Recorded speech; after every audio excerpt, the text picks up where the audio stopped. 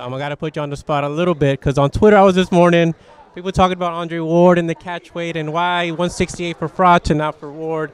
Since I get to talk to you, I want you to kind of direct that to people and give your explanation as to what was said. Well, I mean, it's a pretty simple situation. You know, Andre approached me at the fight, at the Mayweather fight, and he said, you know, we shouldn't use his name if the fight's not going to happen. And we haven't had any negotiations for an Andre Ward fight.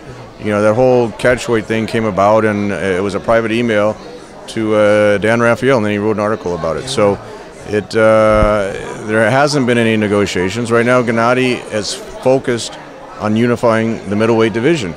He said he would move down to fight Floyd at 154. Floyd has 2 titles at 154. When people ask him, would he fight Floyd, that's his answer.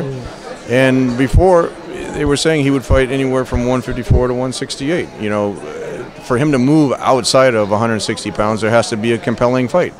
Andre Ward's certainly a great champion. He's beaten, you know, a number of great fighters, you know, a few years ago. Yeah. But you know, when the Carl Froch situation came up, you know, I was negotiating with Eddie for about a week, and then that kind of went away pretty quickly. So he's not moving up or moving down just to see if he can gain weight or lose weight.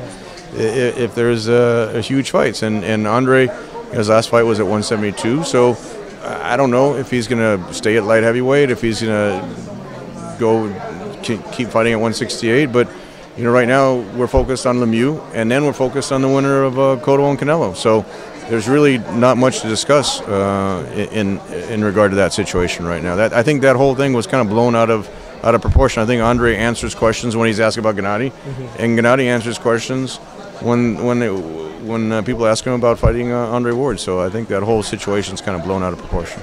Last question on that, Tom. Are they on the collision course? I mean, is it one of those like Manny Pacquiao, Mayweather things where it's going to brew for a while and then finally hit when it's supposed to? I don't think it, well, to brew, you know, for it to marinate for a little while is one thing, but they're in two different weight classes. So just like Gennady's not going to wait.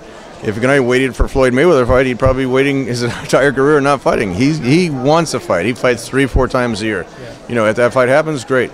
If the Andre Ward fight happens, great. You know, it's just his managers, you know, said they wanted to do 2 tune-up fights, which it seemed like the last one was, and probably the next one will be, and then we'll see where he's at. But right now, Gennady's focused on if he can unify the middleweight division. That's his focus. You know, David Lemieux, we give him a lot of credit because he's the first champion actually to agree to get in the ring and risk his title to fighting Gennady Golovkin.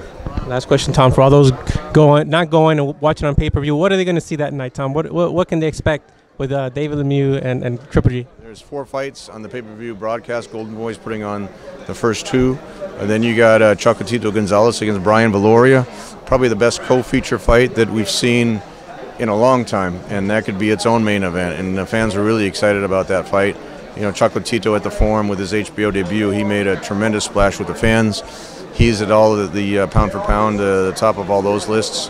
And when you couple him with someone like Gennady, who now is actually fighting another champion, it's a tremendous combination. Well, great to talk to you, Tom. Good luck. Thank you so much. Thanks.